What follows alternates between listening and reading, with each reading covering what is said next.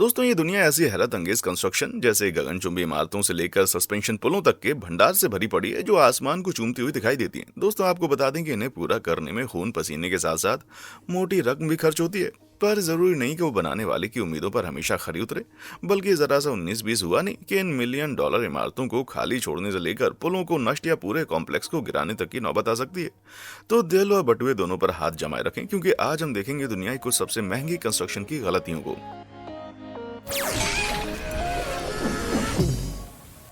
उड़ता गर्टी। United states में अभी लगभग 6 लाख से भी ज्यादा पुल मौजूद हैं, जिनमें से ज्यादातर बहुत पुराने भी हैं। बल्कि बनाए गए सभी पुलों में से 42% तो 1970 से पहले के हैं। उनमें से कुछ स्ट्रक्चर आज अपनी पहचान खो चुके हैं, लेकिन कुछ लोगों को कोई ताना कसने का मौका नहीं दिया। वाशिंगटन के टेकोमा नैरो ब्रिज को 1940 में बनाने के लगभग $6.4 मिलियन का खर्च आया था। मतलब कि अगर इसे आज बनाया जाता तो इसकी कीमत $126 मिलियन होती। उस समय स्पेन का बनाया दुनिया का तीसरा सबसे लंबा सस्पेंशन ब्रिज था। सीधे कहूं तो सिर्फ सैन फ्रांसिस्को का फेमस गोल्डन गेट ब्रिज और न्यूयॉर्क शहर का जॉर्ज वॉशिंगटन ब्रिज इस मेगा प्रोजेक्ट से बड़े हैं। इतना खर्चा करके बनाने वालों की घबरा करके हवाइयां तब उड़ गईं जब निर्माण काम के दौरान ये पुल तेज हवा में टेढ़ा होकर झूलने लगा। लेकिन इसे गैपलिंग गर्टी निकनेम देकर उन्होंने डिजाइन के मुताबिक ही इस पर काम करना जारी रखा। पर बेचारा गर्टी ज्यादा समय तक बर्दाश्त नहीं कर पाया और इसके उद्घाटन के महज 4 महीने के बाद ये डरावनी तरीके से नीचे पानी में गिरकर तबाह हो गया। पर ऐसी भयंकर नाकामी की वजह आखिर थी क्या? खैर, गैल्पिंग गर्टी वो पहला पुल था जिसे कंक्रीट ब्लॉकों में ठुसे हुए कार्बन स्टील के बड़े बीम के साथ बनाया गया था। पुराने पुलों में आमतौर पर उन खुले जोड़ों का यूज किया जाता था जो स्ट्रक्चर को सपोर्ट करें, पर इस नए डिजाइन में हवा पुल से टकराकर ऊपर और नीचे की तरफ मुड़ रही थी, जिस वजह से झूलने लगा। एक दिन ये लहराना एकदम से ऐसे घुमाव में बदल गया जिसे एरोइलास्टिक फ्लटरिंग कहते हैं। लेकिन अगली सुबह ये पुल फड़फड़ाने से ज्यादा हवा में उड़ने लगा। इसी वजह से ये ब्रिज अपनी पानी वाली कब्र में डूब गया। कोई मौत तो नहीं हुई थी, लेकिन पुल को पार करने वाले आखिरी व्यक्ति लियोनार्ड कोट्सवर्थ थे।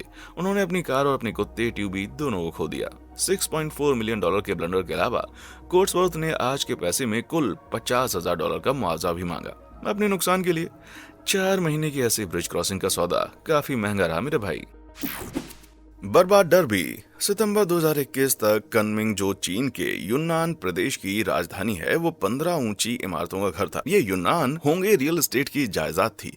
लेकिन दोस्तों, चीन के प्रॉपर्टी बाजार में अस्थिरता की वजह से ये इमारतों, जिनकी कीमत 1 अरब चीनी युआन या लगभग $157 मिलियन थी, उन्हें 8 साल तक किसी ने खरीदा ही नहीं। 2013 में इसे बनाने वाली कंपनी के पास पैसे खत्म होने के बाद इमारतों के बेसमेंट बारिश के पानी में डूब गए, जिससे भारी नुकसान हुआ। बढ़ती रख रखाव की कीमत और सुलझाने के पहाड़ जैसे खर्चों के चलते बस एक ही विकल्प बचा था, इस डर्बी की तबाही।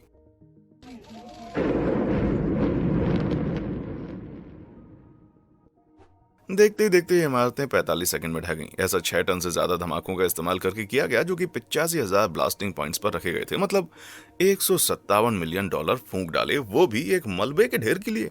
ये तो अजीब पागलपंती है मेरे भाई। डेथ रेस की भगदड़। वडारा होटल एंड स्पा, जो दिसंबर 2009 में खुला, लास वेगास के कई होटल्स, स्पा और कैसीनो जमावड़ों में से एक था। खुलने से पहले इसे बनाने में कुल $8.5 बिलियन की लागत लगी। इतनी भारी इन्वेस्टमेंट के साथ आप सोचते होंगे कि एक्सपर्ट्स ने इसके निर्माण में कोई गलती की गुंजाइश बिल्कुल नहीं छोड़ी होगी, है ना? जी नहीं, वडारा के डिजाइन में घातक गलती थी। दोपहर में पूरे 90 मिनट के लिए सामने लगा कांच सूरज की किरणों को रिफ्लेक्ट करके रोशनी की एक निहायती तेज कंसंट्रेशन वाली रे को पुल के एक पॉइंट में धकेल देता था, जिससे ऐसी भीषण गर्मी पैदा होती थी कि आपके बाल और प्लास्टिक तक खाक हो सकते थे। ये होटल की घुमावदार कांच की सतह का एक पैराबोलिक रिफ्लेक्टिव डिश की तरह काम करने का रिजल्ट था।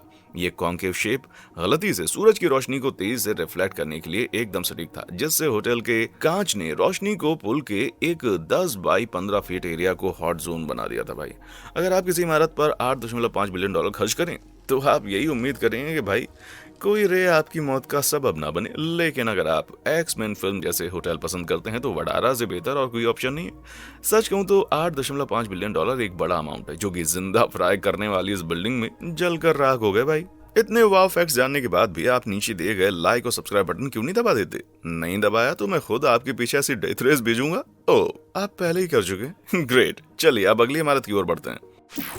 कॉलेज का झोल। अगर मैं आपसे पूछूं कि आज का सबसे फेमस आर्किटेक्ट कौन है तो आपके दिमाग में कौन आता है? कोई नहीं, मेरे भी। पर अगर आप आर्किटेक्चर के बारे में थोड़ा सा भी जानते हैं तो आपने फ्रैंक गैरी का नाम तो सुना ही होगा। वैनिटी फेयर मैगजीन ने इन्हें आज का मोस्ट इंपोर्टेंट आर्किटेक्ट कहा था। गैरी के डिजाइन सारी दुनिया का ध्यान अपनी तरफ खींचते हैं, इसलिए MIT जो दुनिया के सर्वश्रेष्ठ विश्वविद्यालयों में से एक है, उसने गैरी को एक ऐसा केंद्र बनाने के लिए अपॉइंट किया जिसमें नए आर्टिफिशियल इंटेलिजेंस और कंप्यूटर साइंस रिसर्च लैब्स भी हों। स्टाटा सेंटर के रूप में मशहूर इस इमारत को बनने में $300 मिलियन का खर्चा आया था, जबकि MIT ने गैरी को अलग से $15 मिलियन पे भी किए। कुल मिलाकर $315 मिलियन झोंक कर MIT को वो इमारत परोसी गई जो दिखती थी कुछ ऐसी। ओ भाई, मेरा तो दिमाग फट रहा है। गैरी अपने ओरिजिनल और इनोवेटिव डिजाइन के लिए जाने जाते हैं, पर दोस्तों इस स्टाटा सेंटर ने तो सारा मजा किरकिरा कर दिया अपने इस अजीब गरीब डिजाइन की वजह से। इस सेंटर में लीक, दरारें, मोल्ड और ड्रेनेज की बहुत सी दिक्कतें भी थी। इसकी खिड़कियों और बाकी जगहों से बर्फ के टुकड़े खतरनाक तरीके से गिरते हैं, जो इमारत की खराब दीवारों और बेतुके एंगल्स का रिजल्ट है। इसके चलते MIT को इस इमारत की मरम्मत के लिए $1.5 मिलियन और खर्चना पड़ा, जिसके चलते उन्होंने गैरी को कोर्ट में घसीट लिया। लेकिन आपस में मामला सुलझाने के बाद केस को वापस ले लिएगा। भाई, जितना मर्जी आंख खुलवाए, पर ये बिल्डिंग किसी काम की नहीं है, जो स्टाटा सेंटर को $300 मिलियन वाला एक रद्दी सा डिजास्टर बना देता है। 1 अरब का डिजास्टर। द हैनकॉक के नाम से मशहूर इस 200 क्लेरेंडन स्ट्रीट बोस्टन को 1971 में खोला जाना था, पर किसी कारणवश ये 1976 तक मुमकिन नहीं हो पाया। लेकिन इस दौरान इस 10 मंजिला इमारत की शुरुआती कीमत $75 मिलियन से बढ़कर एकदम से $175 मिलियन हो गई। मतलब आज के हिसाब से इसकी कीमत $512 मिलियन से फटक से $850 मिलियन हो गई भाई। और टावर खुलने के बाद इसमें पैसे डूबना अब तक जारी है। साइट की खुदाई के दौरान जगह बनाने के लिए टेम्पररी स्टील रिटेनिंग दीवारें खड़ी की गई। हालांकि डिजाइनर्स ने यह कभी नहीं सोचा था कि ये स्टील की रिटेनिंग दीवारें उसी मिट्टी के नीचे जंग खाकर खत्म हो जाएंगी, जिसे रोकने के लिए इनको बनाया गया था। इस वजह से मिट्टी अपनी जगह से शिफ्ट हो गई, जिसने यूटिलिटी लाइनों, फुटपाथ और ऐतिहासिक ट्रिनिटी चर्च जैसे आसपास की इमारतों को भी नुकसान पहुंचाया। उन्होंने इनसे $11 मिलियन की वसूल भी की। मतलब कि आज के हिसाब वाले बिल में $53 मिलियन और जोड़ लो मेरे भाई। काश की बुरी किस्मत यहीं पर खत्म हो जाती है, लेकिन बेचारा हैनकॉक इतना किस्मत वाला कहाँ था। पहली नजर में एक इनोवेटिव नए डिजाइन देखने वाले इस टावर के बाहरी हिस्से पर नीले रिफ्लेक्टिव कांच ने इस इमारत की दिक्कतें और बढ़ा दी। खोलने के तुरंत बाद ये नीले कांच के पैनल अलग होकर बिना किसी चेतावनी के नीचे फुटपाथ पर गिरने लगे भाई। इसकी वजह से नीचे पैदल चलने वालों की जान पर बनाई। आखिरकार पुलिस ने बिल्डिंग के नीचे की सड़कों को उस वक्त बंद कर दिया जब हवा की गति 45 मील प्रति घंटे से ज्यादा हो गई थी। ये पता चला कि थर्मल तनाव के कारण कांच के पैनल अलग हो रहे थे, जिसकी वजह हवा का एक्सपेंशन और कॉन्ट्रैक्शन था, जो इमारत के अंदर और बाहरी पैनलों में हो रही थी। अंत में सभी 10,344 पैनलों को बदलना पड़ा, जिसमें 5 से $7 मिलियन और लगे। तो जनाब, बिल में $44 मिलियन भी जोड़ लो। अरे नहीं, दो खत्म नहीं हुआ, कहानी अभी बाकी मेरे दोस्त। जी हाँ, ये गगनचुंबी इमारतें थोड़ा बहुत तो हिलती भी हैं, लेकिन ये इतना कम होना चाहिए कि इसमें रहने वालों को इसका एहसास भी ना हो। पर नहीं, हैनकॉक यहाँ पे मात खा गया। बल्कि इस इमारत की ऊपरी मंजिल पर रहने वाले लोग तो मोशन सिकनेस के शिकार हो गए, क्योंकि ये इमारत हवा में बहुत तेज हिलती थी। एक ट्यून्ड मास डैम्पर, जो कि मैकेनिकल वाइब्रेशन को एब्जॉर्ब करने के लिए बनाया गया था, इसकी 58वीं मंजिल पर इंस्टॉल किया गया, जिसकी कीमत $3 मिलियन थी। मतलब कि आज के हिसाब से 18.6 मिलियन। और जोड़ लो मेरे भैया, तो सबको जोड़ जाड़ कर इसकी कुल लागत बनती है $966 मिलियन से भी ज्यादा। 1 बिलियन से बस 34 मिलियन कम। यार मान लो कि लगभग 1 बिलियन ही हो गया। तो दोस्तों, 2000 क्लेरेंडन स्ट्रीट पर ये टाइटल 1 अरब का डिजास्टर एकदम सूट करता है मेरे भाई। स्कीलिटॉर। पोलैंड ने क्राको शहर के लिए 1970 के दशक में बहुत कुछ सोच कर रखा था, जिसमें शहर की सबसे ऊंची इमारत को बनाना भी शामिल था, जो कि 301 फीट की होती। पर बदकिस्मती से रास्ते में बहुत सारे रोडों की वजह से 45 साल लग गए वो बनाने में, जिसे यूनिटी टावर का नाम दिया गया। इसका निर्माण 1975 में शुरू हो गया था, पर राजनीतिक उथल पुथल के कारण इसे 1979 में रोक दिया गया और फिर 1981 में पोलैंड में मार्शल लॉ लागू हो गया और इस सब के बीच इमारत का काम धरा का धरा रह गया। उस समय जो कुछ मौजूद था तो वो था बस टावर का बाहरी कंकाल, जो कि बेबस खड़ा हुआ था। इसी वजह से पोलिश लोगों ने इस टावर को एक निकनेम दिया, स्कीलिटॉर या स्केलेटॉर। अरे वो ही मैन मूवी वाला विलन। ये तो एक जैसे दिखते हैं भाई। ये बस एक भूतिया बिल्डिंग बनकर सबको डराता ही रहा, जब तक कि 2007 में इस प्रोजेक्ट में फिर से रुचि नहीं दिखाई गई। एक प्लान पेश किया गया जिसमें इसकी ऊंचाई को 300 फीट से बढ़ाकर 426 फीट करने की पेशकश थी, पर इस प्रोजेक्ट को प्रोविंशियल कंजर्वेशन काउंसिल ने ठुकरा दिया। 2005 तक इस ढहते हुए स्केलेटन की कीमत सिर्फ $30 मिलियन ज़्लोटी या आज के पैसे में 9.9 मिलियन डॉलर ही रह गई। पर शुक्र है कि इसे 2020 में पूरा तैयार कर लिया गया था, वो भी 113 मिलियन डॉलर की भारी कीमत पर। अब आप सोच रहे होंगे कि स्किलीटोर की बहुत धांसू कहानी है, मतलब उस सदियों के इंतजार की कहानी जिनके वनवास का अंत हमारे उलट 2020 में हुआ है ना? जी नहीं, ये मत भूलिए कि शुरुआती आइडिया क्राको को मिनी मैनहट्टन बनाना था, पर 45 साल लग गए और बनाया क्या? बस एक ऊंची बिल्डिंग। तो जनाब, ये सफलता नहीं बल्कि फेलियर की कहानी है। टिल्टिंग टाउन, क्या आपने पीसा की झुकी हुई मीनार के बारे में सुना? ये आइकॉनिक इटालियन लैंडमार्क दुनिया भर में फेमस है क्योंकि इसे नरम जमीन पर बनाया गया था, जब मिट्टी इसका वजन नहीं उठा पाई, जिससे ये एक तरफ झुक गया है। हर साल 50 लाख से ज्यादा टूरिस्ट इस टावर को देखने के लिए आते हैं, लेकिन ये फिर भी ब्राजील के साओ पाउलो आने वाले टूरिस्ट के नंबर से बहुत ही कम है। शौक लगा? हाजी, पिज़ा में तो बस एक ही झुकी हुई मीनार है, लेकिन साओ पाउलो ने तो उनकी पूरी झड़ी लगा दी भाई। लीनिंग टावर की तरह पावलो की तिरछी इमारतों की वजह भी मिट्टी ही है। रेत की 23 फुट की परत के नीचे क्ले की एक मोटी 98 से 131 फुट की गहरी परत है। ये क्ले किसी भी बड़े स्ट्रक्चर के निर्माण की अनुमति नहीं देती है, लेकिन 1968 तक बहुमंजिला इमारतों के लिए किसी भी नींव का इस्तेमाल बिना रोक टोके किया जाता था। इमारतों की नींव आमतौर पर लगभग 164 फीट गहरी होती थी, लेकिन ये नींव सिर्फ 13 से 16 फीट तक ही गहरी है। जब कंस्ट्रक्टर्स ने महसूस किया कि इस वजह से समय के साथ इमारतें काफी झुक गई हैं, तो साओ पाउलो में क्या, कैसे और किस सतह पर बनाया जाएगा, इसके सख्त नियम और लागू कर दिए गए। आप सोचते होंगे कि इन टावरों को छोड़ दिया या गिरा दिया गया होगा। जी नहीं, बल्कि लोग अभी भी वहां रहते हैं, एक तरफ झुकी जिंदगी के साथ। इन्हें सीधा करने के लिए बहुत ही स्थानीय प्रयास किए गए, लेकिन उनमें से सिर्फ एक ही में सफलता मिली है, क्योंकि अकेले इस इमारत को अपग्रेड करने की कॉस्ट ही $1.5 मिलियन थी भाई। ये शहर एक इमारत को ठीक करने के बाद ही रुक गया। शायद इस खर्च को बेकार सरदर्दी मानते थे, जबकि गले की असली फांस तो ये मकान मालिकों के लिए बनी हुई है। इतने ज्यादा झुकाव के बाद जब सब ने इसे नोटिस किया तो इनके रेट्स काफी गिर गए। मतलब कि घर बेचने पर मालिकों को बड़ा नुकसान झेलना होगा। तो ऐसे में आप क्या करेंगे? घाटा बर्दाश्त कर लेंगे या एक तरफा अपार्टमेंट में रहना चुनेंगे? मुझे नीचे कमेंट सेक्शन में आकर बताएं। सेमपुंग डिपार्टमेंट स्टोर 1988 के समर ओलंपिक्स की मेजबानी में दक्षिण कोरिया की राजधानी सियोल शहरी विकास के एक इंटेंस पीरियड से गुजरी। इसी प्रोजेक्ट का एक हिस्सा सेमपुंग डिपार्टमेंट स्टोर का भी था। पहले इसे एक अपार्टमेंट बिल्डिंग बनाया जाना था, पर निर्माण शुरू होने के बाद नए चेयरमैन ली जून ने इसे एक डिपार्टमेंट स्टोर बनाने का फैसला किया, जहां तवज्जो इससे सेफ्टी से ज्यादा कमाई पर दी गई। डिजाइन के कई सपोर्ट कॉलम हटाए गए और उनकी जगह नए नए फैंसी स्केलेटर बनाए गए। जब ओरिजिनल डिजाइनर ने यह कहकर आपत्ति जताई कि इससे इमारत असुरक्षित बन जाएगी, तो उसकी नौकरी छीन ली गई। लेकिन ली जून यहीं पर नहीं रुके। इस एंटरप्रेन्योर ने इसमें 5वीं मंजिल भी जोड़ ली और उसमें या तो रोलर स्केटिंग रिंक या नए रेस्टोरेंट बनाने के लिए। पर बिल्डिंग के फ्लोर को सबसे ज्यादा अहमियत दी गई थी, क्योंकि वहां ज्यादा जगह का मतलब था ज्यादा कमाई। इतने भारी बदलावों के साथ इस जानलेवा बिल्डिंग ने 7 जुलाई 1990 को जनता के लिए अपने दरवाजे खोल दिए। पहले ही दिन से छत में दरारें उभरने लगी, लेकिन लालची ली और उनकी टीम ने इसे एकदम नजरअंदाज कर दिया। लेकिन 29 जून 1995 की सुबह वो दरारें बद से बदतर हो गई। स्टोर मैनेजमेंट ने इमारत को खाली नहीं करवाया, जो प्रूव करता है कि उनके लिए पैसे जान से ज्यादा कीमती थे। उस दिन वहां ग्राहकों की ज्यादा भीड़ थी, वे उस दिन के रेवेन्यू को गंवाना नहीं चाहते थे। उनके लालच का ये अंधापन खतरनाक साबित होने वाला था। शाम 5 बजे तक 5वीं मंजिल की छत डूबने लगी और 5.52 बजे तक क्रैकिंग की ऊंची आवाजें सुनकर वर्कर्स ने अलार्म बजाकर उस इमारत को खाली करवा दिया। पर बहुत देर हो गई थी। छत पूरा कोलैप्स हो गया, सपोर्ट कॉलम्स फट गए और इमारत का पूरा साउथ विंग मलबे में धंस गया। 1944 लोग घायल हुए और 502 मारे गए। उस समय इस डिजास्टर से हुई संपत्ति के नुकसान की कीमत लगभग $216 मिलियन थी, जो आज के हिसाब से $364 मिलियन के बराबर है। और ये उस मुआवजे को शामिल किए बिना था जो उस अनएथिकल मैनेजमेंट को पीड़ितों के परिवारों को भुगतान करना पड़ा। उनके परिवारों ने $3,61,000 मुआवजे की मांग की, लेकिन उन्हें हाथ में आए सिर्फ $2,20,000। पे आउट 2023 तक पूरा हो गया था और मालिकों को कुल मिलाकर $300 मिलियन तक का भुगतान करना पड़ा। इसमें ली जून ने अपनी सारी संपत्ति गंवाई, मतलब कि उसके बेलगाम लालच ने उसे आखिर दर दर का भिखारी बना दिया। यार सच कहूं तो ये भी काफी नहीं है। Hotel of doom, north Korea सुनकर ही मुंह से निकलता है व्हाट द हेल। इस हर्मिट किंगडम के बारे में जो भी जी में आएगा, ऊपर कोई भूलकर भी इस सरकार के गौरव पर सवाल नहीं उठा सकता। 1980 के दशक में नॉर्थ कोरियन अधिकारियों ने महसूस किया कि न्यूयॉर्क में स्टैच्यू ऑफ लिबर्टी, पेरिस में एफिल टावर और रियो डी जेनेरियो में क्राइस्ट द रिडीमर है। पर नॉर्थ कोरिया की कैपिटल प्योंगयांग की स्काईलाइन के मुकुट में एक रत्न की कमी थी। इसे खत्म करने के लिए 1987 में रयोगयोंग होटल को अस्तित्व में लाया गया।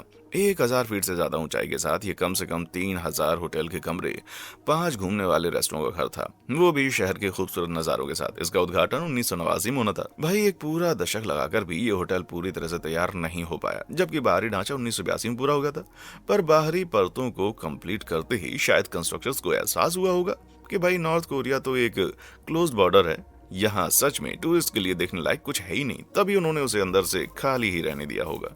ये बिन खिड़की वाली गुफा जिसे रयोगयोंग होटल कहते हैं, तब से अधूरा ही पड़ा हुआ है।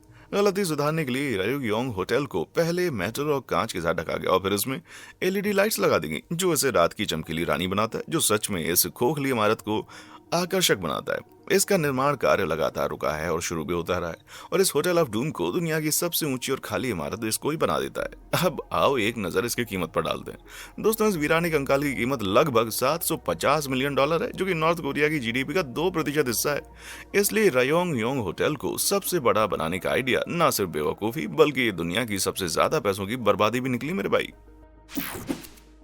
दुनिया की सबसे बड़ी ट्रेजेडी, 3281 फीट की ऊंचाई तक पहुंचने और बुर्ज खलीफा से दुनिया की सबसे ऊंची इमारत का टाइटल छीनकर उसे 280 फीट से पछाड़कर जिद्दा टावर सऊदी अरब का गौरव बनने के लिए तैयार था। इस गगनचुंबी इमारत में 700 से ज्यादा रेसिडेंशियल और होटल के कमरे बनने थे और 167 मंजिला ऊंचे इस टावर में दुनिया की सबसे तेज डबल डेक लिफ्ट भी होती, जिसमें लोग 32 फीट प्रति सेकंड तक की स्पीड का मजा ले सकते थे। इस पर यकीन इसलिए नहीं होता क्योंकि यह सपना अधूरा का अधूरा रह गया। एक बैंक ब्रेकिंग $1.23 बिलियन की कॉस्ट के साथ इसका निर्माण 2013 में 8 आईफिल टावर के लिए काफी स्टील और 6 हूवर डैम के लिए काफी बजरी के साथ शुरू हुआ। सब कुछ सही चल रहा था, लेकिन 63वीं मंजिल पूरा होने के साथ ही यह काम अचानक से ठप हो गया। जिद्दा टावर 2017 में बनकर तैयार होना था, लेकिन बहुत से कॉन्ट्रैक्टिंग मुद्दों के कारण इसमें देरी हो गई। फिर 2018 में अचानक से अफरा तफरी मच गई। सऊदी अरब में एंटी करप्शन की मानो आंधी से आ गई, जिसमें सैकड़ों व्यापारियों की अरबों डॉलर की संपत्ति को जब्त कर लिया गया। इन्हीं में से एक जिद्दा टावर के इंचार्ज भी थे। तब से इस टावर पर कोई काम नहीं हो पाया। भले ही इस इमारत के लिए फंडिंग करने वाले संघ ने प्रोजेक्ट को पूरा करने का संकेत दिया, लेकिन इसकी कोई कंफर्म डेट नहीं है। तो जैसा कि आप देख सकते हैं, ये जिद्दा टावर अधूरा और निहायत ही महंगा भी है। क्या पता हम कभी जिद्दा टावर को तैयार देख पाएंगे भी या नहीं। अगर ऐसा नहीं हुआ तो इस पर लगे हुए $1 बिलियन बस पानी में बह जाएंगे, ये समझ लेना। Danger dam. नॉर्दर्न कैलिफोर्निया में रहने वाले 1,88,000 लोग फरवरी 2017 में हैरान थे जब उन्होंने अपने घर को खाली करने के लिए एक ऑफिशियल नोटिस उनको मिला। आप पूछेंगे भाई क्या दिक्कत हो गई थी? तो जनाब, इसका जवाब जानने के लिए आपको ओरवल डैम के बारे में जानना पड़ेगा। संयुक्त राज्य अमेरिका का ये सबसे ऊंचा डैम $25 मिलियन वाला ओरवल डैम तब बनाया गया जब उत्तरी और मध्य कैलिफोर्निया में बाढ़ के कारण $200 मिलियन से ज्यादा की प्रॉपर्टी डैमेज हुई थी। 1955 और 1956 के बीच इस डैम ने अपना काम 49 सालों तक बखूबी किया और 2017 की सर्दियों तक उस साल थोड़ी नहीं बल्कि मूसलाधार बारिश हुई। भारी बारिश के कारण रिजर्वायर में पानी का लेवल खतरनाक रूप से बढ़ गया, जिसे डैम के स्पिलवे से धीरे धीरे निकाला गया। लेकिन अचानक स्पिलवे में एक दरार आ गई और कुछ ही समय के बाद ये एक 250 फीट के गहरे गड्ढे में बदल गया। दहशत में आकर अधिकारियों ने मुख्य स्पिलवे का पानी रोक दिया, लेकिन रिजर्वायर का वाटर लेवल बस बढ़ता ही चला गया। बचने का बस एक ही तरीका कभी ना इस्तेमाल हुआ इमरजेंसी स्पिलवे ही था, जिसे पास की नदी में पानी को निकालने के लिए डिजाइन किया गया था। लेकिन जैसे ही इमरजेंसी स्पिलवे पानी में डाला गया, इससे इरोजन हुआ, जिससे पूरे डैम के टूटने और बाढ़ के आने का खतरा पैदा हो गया। शुक्र है कि डैम डटा रहा और निकाले गए 1,88,000 लोगों को सुरक्षित घर वापसी हो गई। जांच के बाद सामने आया कि इस घटना को पहले ही टाला जा सकता था। कैसे? उस स्पिलवे को एक अस्थिर बेडरॉक पर बनाया गया था। इस वजह से इस कंक्रीट से सालों पहले खरबों गैलन पानी ने इसे कागज सा पतला कर दिया था और किसी ने भी इसे लगभग 50 सालों तक इसकी जांच पड़ताल भी नहीं की। ये इतनी बुरी तरह से तबाह हो चुका था कि इसकी मरम्मत पर $1.1 मिलियन खर्च हुआ, जो कि शुरुआती एस्टिमेट से लगभग $455 मिलियन से ज्यादा था। एक डैम जिसकी कीमत $25 मिलियन से कम, उसकी मरम्मत ने तो पसीने छुड़वा दिए भाई। Glass bridge blunder. कुछ सालों के लिए चीन के कांच के पुलों का काफी बोलबाला था। जी आपने सही सुना, कांच के सस्पेंशन पुल। पूरे चीन में इनका नंबर 2300 से भी ज्यादा है। हुनान प्रोविंस के पहाड़ों में सबसे बड़ा और सबसे फेमस 1230 फीट लंबा ट्रैप है और ये ट्रैप दिसंबर 2016 में $48 मिलियन की कीमत के साथ खोला गया था। और हम ये सिर्फ एक पुल की बात कर रहे हैं। अगर आपने हाल ही में स्क्विड गेम देखा है तो आप सोच रहे होंगे क्या ये कांच का पुल सेफ है? उनमें तो बहुत से 50 मिलीमीटर मोटी कांच, स्टील गर्डर और सीमेंट के पैन से बने होते हैं। इसलिए वे काफी सुरक्षित लगते हैं। चीन के ऑफिशियल्स ने पुलों की सुरक्षा को साबित करने के लिए कई हाई प्रोफाइल कार्यक्रमों का भी मंचन किया, जैसे कांच पर हथौड़ा चलाना, तोड़ना और उन पर लोगों से कार चलवाना। हालांकि उस समय इस तरह के कांच प्रदर्शन के लिए कोई नेशनल स्टैंडर्ड्स नहीं थे, जिससे कई चीनी प्रांतों में कई मौतें भी हुई। 2019 में चीन के हेबी प्रोविंस के सभी कांच आकर्षण को लोगों की सुरक्षा को देखते हुए बंद कर दिया गया और तब से उन्हें फिर कभी भी नहीं खोला गया, जिससे उन्हें लाखों डॉलर का भारी नुकसान झेलना पड़ा। ये बदतर तब हुआ जब जिलिन प्रोविंस में एक कांच के पुल पर 2021 में एक टूरिस्ट आंधी के दौरान डैमेज हुए कांच के पुल पर फंस गया। 93 किलोमीटर प्रति घंटे की हवाओं ने मेन स्ट्रक्चर से कांच के कई शीशे टूटकर गिरा दिए, जिससे वो टूरिस्ट पुल के बीच में फंस गया। उस व्यक्ति को इलाज और साइकोलॉजिकल काउंसिल के लिए अस्पताल ले जाया गया और पुल का पूरा रिजॉर्ट बंद कर दिया गया। वो वक्त ज्यादा दूर नहीं है जब इन सभी अनियमित पुलों पर सख्त नियम लागू हो जाएंगे, और जब ऐसा होगा तो मैं शर्त लगाकर कहता हूं कि उन्हें अपग्रेड करने और उनकी मरम्मत में जेबें खाली हो जाएंगी। तब तक बस दुआ करें कि इन घटिया कंस्ट्रक्शन मिस्टेक्स के लिए एयर किसी टूरिस्ट को जान देकर ना भुगतनी पड़े। चैंपलिन टावर्स फ्लोरिडा के सर्फसाइड शहर में एक 3 बिल्डिंग कॉम्प्लेक्स के एक हिस्से चैंपलिन टावर साउथ में 130 से ज्यादा अपार्टमेंट्स थे, जिनमें 80 लोग रहते थे। 1981 में बनी ये इमारत बीच पर स्थित बाकी इमारतों जैसी थी, बस एक प्रमुख अंतर को छोड़कर। डेवलपर्स ने हाउसिंग यूनिट के नीचे ग्राउंड लेवल पार्किंग गैरेज का निर्माण किया था। ये न केवल घर के मालिकों के लिए आरामदायक था, बल्कि बाकी इमारत के लिए स्ट्रक्चरल सपोर्ट भी इस पार्किंग गैरेज से दोगुना हो गया था। हालांकि 2018 में वहां रह रहे लोगों ने देखा कि टपकते पानी के कारण मजबूत स्टील को जंग लग रहा था। इन समस्याओं की शिकायत भी की गई, लेकिन कोई एक्शन नहीं लिया गया, जिसकी वजह से हाल 2021 तक और भी ज्यादा बदहाल हो गए, जबकि मरम्मत के लिए $15 मिलियन भी अप्रूव हो गए, लेकिन काम पूरा नहीं किया गया। जमीनी स्तर पर सपोर्ट स्ट्रक्चर, ग्राउंड लेवल और एक नए करप्ट कंस्ट्रक्शन प्रोसेस के बीच चैंपलिन टावर साउथ वो दुर्घटना थी जो बस घटने का इंतजार कर रही थी। फिर आया जून 2021। जी हाँ, आपने सही अनुमान लगाया, ये टावर बिना किसी चेतावनी के ढह गया। सिर्फ 35 लोगों को मलबे जिंदा बचाया जा सका। ये अमेरिकी के इतिहास में सबसे घातक स्ट्रक्चरल इंजीनियर्स के फेलियर्स में से एक है, और सिर्फ मुआवजे में $1 बिलियन का खर्चा आया। ये दिक्कत बस 15 मिलियन में ठीक हो सकती थी, तो कतई ये माफ करने वाला नुकसान तो है ही नहीं। ग्लेन केयर टावर 1960 के दशक में ऊंची ऊंची इमारतों को भविष्य माना जाता था, तो स्कॉटलैंड का हर बड़ा शहर ऐसे आसमान छूते हुए गांवों से भरा पड़ा था जिन्हें कभी आर्किटेक्चरल फैशन माना जाता था। 2011 तक समय बदल गया और आसमान को छूते गांवों जैसे मदरवेल का ग्लेन केन टावर इन्हें खूबसूरत लैंडस्केप पर धब्बा माना जाने लगा। इसीलिए काउंसिल ने तय किया कि इस असुरक्षित और बदसूरत इमारत से निपटने के लिए कुछ किया जाना चाहिए। तो 10 मिलियन यूरो की कीमत के साथ, जो अभी लगभग $13 मिलियन थी, नॉर्थ लैंकनशायर काउंसिल ने डिसाइड किया कि सबसे बेहतर एक्शन इसको गिराना होगा। लेकिन इस प्लान को कॉस्टिंग मुद्दों से गुजरना पड़ा। ओरिजिनल डिमोलिशन की कीमत सिर्फ $1 मिलियन से कम थी, लेकिन जब पूरे टावर में घातक एस्बेस्टस पाया गया तो बिल में और $5 लाख जोड़ दिए गए। अब ये अमाउंट हमारी देखी गई इमारतों पर बर्बाद करने के लिए अरबों की तुलना में ज्यादा नहीं है, लेकिन ध्यान रहे ये सब एक ऐसी है $1 मिलियन से इस कम कीमत वाले घर को गिराने के लिए बहुत ज्यादा, जबकि एक आम घर को ध्वस्त करने के लिए लगभग $10,000 का खर्चा होता है। इन अविश्वसनीय कीमतों को पूरा करते हुए ग्लेन केन टावर का डेमोलिशन देखने लायक था भाई।